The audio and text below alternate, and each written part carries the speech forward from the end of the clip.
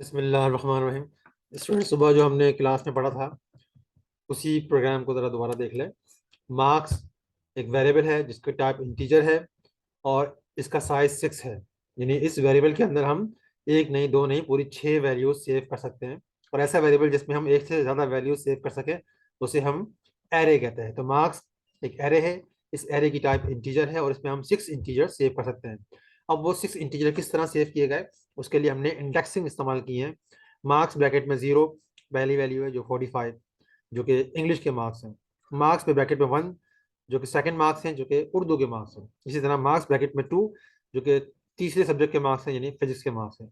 इसी तरह marks of 3 computer के, मार्क्स ऑफ 4 58 मैथ के, और मार्क्स ऑफ 5 जो 36 हैं वो पाक स्टडी के मार्क्स हैं। तो आप लोगों ने देख लिया कि वेरिएबल का नाम एक ही है, मार्क्स।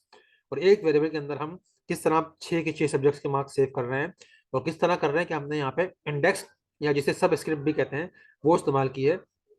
साइज 6 है तो इंडेक्स 0 से 5 तक चली है। पूरे 6 नंबर ही हैं। इंडेक्स हमेशा 0 से स्टार्ट होती है और साइज से एक कम पे ख़त्म हो जाती है। तो हमने अपनी मर्जी से वैल्यूज़ दी हैं इन तमाम सब्जेक्ट्स के मार्क्स को, और बाद में उन्हीं मार्क्स को हमने सी आउट करवाया है। पहले मार्क्स प्रिंट करवाया, फिर इंग्लिश इक्वल टू, और फिर जो इंग्लिश के मार्क्स ऑफ 0 को प्रिंट करवाया।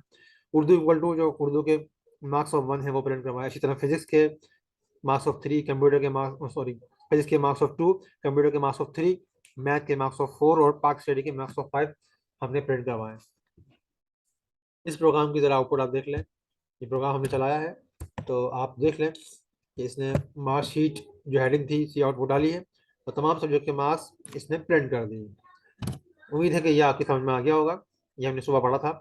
इसके साथ ही एक और प्रोग्राम है जहाँ पे हमने एक दूसरे तरीके से मार्क्स की वैल्यूज असाइन की है। यहाँ तो हमने क्या किया था कि एरे डिक्लेयर किया और वैल्यूज हमने with the help of assignment statements दी हैं। 6 असाइनमेंट स्टेटमेंट हमने असाइनमेंट ऑपरेटर इक्वल टू इस्तेमाल किया है और इस तरह वैल्यू असाइन की है। एक शॉर्टकट तरीका भी है कि जहाँ पे एरे डिक्लेयर किया है वहीं पे हम एरे को इनिशियलाइज कर दें। और तरीका जो है वो बड़ा सिंपल है कि हमने आगे इक्वल टू लगाया, उसके बाद विद इन कर्ली ब्रेसेस हमने वो जो 6 वैल्यूज हैं, Urdu, English, math, physics, computer और पाक स्टडी के मार्क्स, वो हमने आगे कॉमा के साथ सेपरेशन के साथ लिख दिए। वही देख लें हम यहाँ पे मार्क्स ऑफ 0 में हमने 45 डाला था तो वो सबसे पहले मार्क्स जो है वो 45 है। इसी तरह यहाँ देखें आप, मार्क्स ऑफ 1 में हमने 67 डाला था तो देखें नेक्स्ट 67 है। इसी तरह आप वहाँ देख लें आखिरी जो है मार्क्स ऑफ 5 में 36 था तो यहाँ पे भी 36 है। तो इस तरह हमने जिस टाइम पे एरे डिक्लेयर किया उसी टाइम पे हमने उसको इनिशियल वैल्यूज दे दी हैं। तो ये शॉर्टकट तरीका है।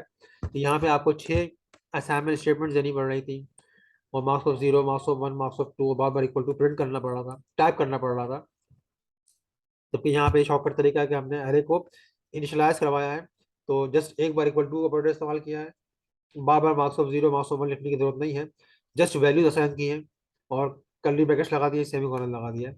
तो वो तमाम वैल्यूज जो हैं वो मार्क्स ऑफ 0, 1, 2, 3, 4 ऑटोमेटिकली असाइन हो जाए। तो इस प्रोग्राम को भी जरा आप चलता हुआ देख लें। यही सेम आउटपुट है जो पिछले प्रोग्राम की थी, कोई फर्क नहीं है इसके अंदर। ठीक है।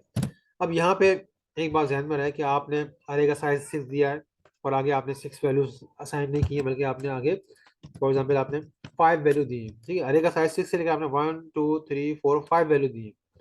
तो इस सूरत में क्या होगा कि जो आखिरी वैल्यू आपने दी है तो उसकी मर्जी वो उसमें गार्बेज रखे।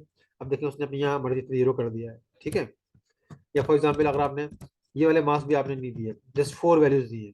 ठीक है। अब ये इसने मैथ और पाक स्टडी के मार्क्स 0 0 रखे हैं, बाकी इसने शुरू के जो 4 सब्जेक्ट्स हैं उनके मार्क्स ऑफ 0 के, मार्क्स ऑफ 1 के, मार्क्स ऑफ 2 के, मार्क्स ऑफ 3 के मार्क्स ऑफ दिए। ठीक है। तो आपने ख्याल रखना है कि जो साइज है उस साइज से कम वैल्यूज देंगे तो बाकी वैल्यूज को ये यहाँ पे आप देख रहे हैं ये 0 कर रहा है। मैं इसको दोबारा से अंडू कर देता हूँ। ठीक है। एक बात और कि अगर आपने यहाँ पे साइज डिस्क्राइब नहीं किया है तो जितनी वैल्यूज आप यहाँ देंगे वो ऑटोमेटिकली साइज बन जाएगा। यानी अगर आपने यहाँ 6 नहीं लिखा तो यहाँ 6 वैल्यूज दी हैं तो अरे का साइज ऑटोमेटिकली 6 बन जाएगा। यानी यहाँ भी ये बिल्कुल सही वर्क करेगा। तो अगर इस बात का ख्याल रखना है आपने कि आपने जो इतनी वैल्यूज होंगी उतना साइज बन जाएगा। फॉर एग्जाम्पल अगर आपने 6 वैल्यूज दिए तो अरे का साइज ऑटोमेटिकली 6 बन गया है। अगर आप 6 की जगह 4 वैल्यूज देते हैं तो इस अरे का साइज ऑटोमेटिकली 4 बन जाएगा। यानी marks of 0, marks of 1, marks of 2 और मार्क्स ऑफ 3 तक चलेगा। मार्क्स ऑफ 4 और मार्क्स ऑफ 5 तो अरे के अंदर होगा ही नहीं, ठीक है ना। तो इन दो लाइनों को मैं कमेंट्स कर देता हूँ, इन दो लाइनों को मैंने कमेंट्स कर दिया। तो अब क्योंकि मैंने 4 वैल्यूज दी हैं, तो मार्क्स का साइज 4 होगा, इस अरे का साइज 4 होगा, और इंडेक्स 0 से लेके 4 से एक कम यानी 3 तक चलेगी। इस प्रोग्राम को भी जरा आप चलता हुआ देख लें, देख लिया आप लोगों ने कि कंप्यूटर तक के मार्क्स आ गए हैं। अच्छा, अगर मैं ये कमेंट्स हटाता हूँ, ठीक है, हमने अरे का साइज जो है वो बताया नहीं है, लेकिन क्योंकि वैल्यू 4 दिए तो अरे का साइज 4 होगा। अब यहाँ मार्क्स ऑफ 4 और मार्क्स ऑफ 5 को हम इस्तेमाल कर रहे हैं, ठीक है। तो ऐसे में क्या होगा, देखिए इसने यहाँ पे 0 0 इस्तेमाल किया है, क्योंकि हमने वैल्यूज तो अरे का साइज हमने ज़्यादा रखा ही नहीं है, तो इसलिए ये अरे का साइज सिर्फ 3 तक ही है, उसके आगे अरे का कोई साइज नहीं है। इसने अलाउ तो कर दिया है, सी प्लस प्लस ने मार्क्स ऑफ 4 अलाउ कर दिया, मार्क्स ऑफ 5 अलाउ कर दिया, लेकिन जो दूसरी अच्छी लैंग्वेजेस हैं जिस तरह जावा वगैरह है, तो वो ये मार्क्स ऑफ 4 और मार्क्स ऑफ 5 अलाउ नहीं करेंगी। कंपाइलर प्रोग्राम कंपाइल ही नहीं करेगा, वो बोलेगा भाई अरे का साइज आपने एक्सीड कर दिया है, अरे की जो लिमिट है, जो बाउंड है, वो आपने एक्सीड कर दिया है।